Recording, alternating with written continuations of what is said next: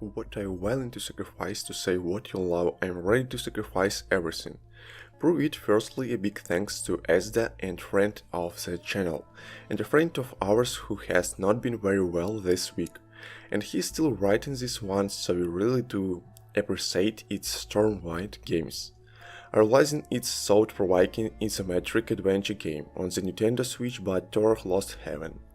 The protagonist will travel through many worlds and his choices will impact the journey, but will she uncover a sublime perfect heaven? Or will her decisions get her lost between worlds? My name is Mark Walker, welcome back to Switch Up, now let's find out.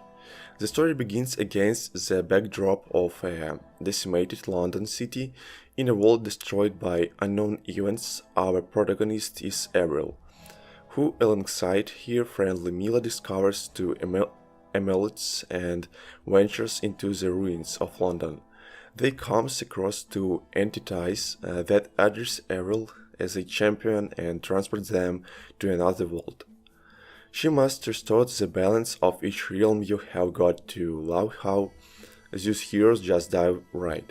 And if me, I would probably make my excuse and go back to bed bestward with the powers of the two mysterious entities. The sun then will grant here the power to wield a great sword and melee attack and the moon bastards range. The player has to swap between both powers to tackle enemies and puzzles. Each has distinct visual cues which makes them easy to take anything. With an orange hue requires to be activated by the physical sun powers. And thus with a purple can be controlled with the mental moon abilities. Avril's health gauge will be split into two to match each element the power she currently wields. Will have its health bar depleted upon damage, and if the empties this game over. Now some things can delay a swift death. Defeated enemies will increase a combo meter that rewards the player with a small healing power. One of the most interesting aspects of the game is its karma system. There are many story segments throughout your adventure which will grant the player to choose the respond or act as conqueror or defender. Now, there is no specific right or wrong choice, but the outcome may change the directions of the story. It is always nice to see the developers trying something different, another impact.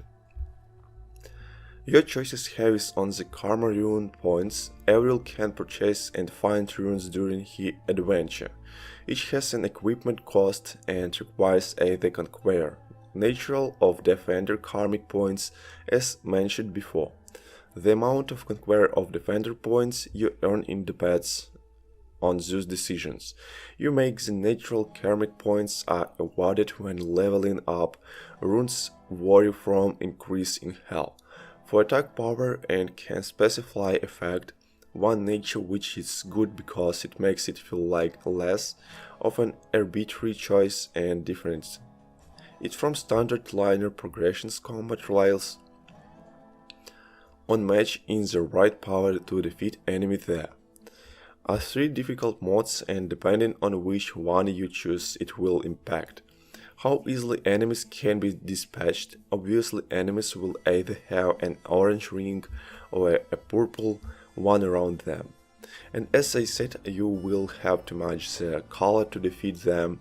To opposite power will still damage them, albeit with the much decreased impact. Now on the hardest difficulty enemies can only be dispatched by their matching color. You are not the only one with abilities, so with some enemies having elements, and it will take smart combinations of your own skills to overcome them. Thankfully there are some decent boss fights in here, and finally they also have elemental abilities. Now I did enjoy the combat especially. When new powers are unlocked, this can be activated via the assigned button on the screen and have cooldowns to reuse them. It's similar in that way to a game like Diablo.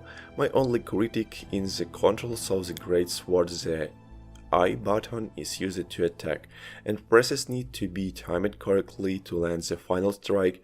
The right stick, if held down long enough, would cause Avril to dash in the directions, and with the launch of her sword, the problem is that both forms of attack missed. Landing the hits or would not finish the combo, I ended up spamming the spinning blade attack to compensate or just attack him with my mental range bullets. What I'm trying to say is it's not quite as precise as I would like, and ends up being a little fiddly. Her powers really shine. During the puzzle room segments, it reminded me of Guacamole in terms of changing the scenery with a press of a button some puzzles require. Firing a mental bullet ball and controlling it until it reaches a pocket. That in turn has a domino effect, causing something else to happen. Overall, the story can get pretty deep, and your watch out will grow from an optimistic and snarky young woman.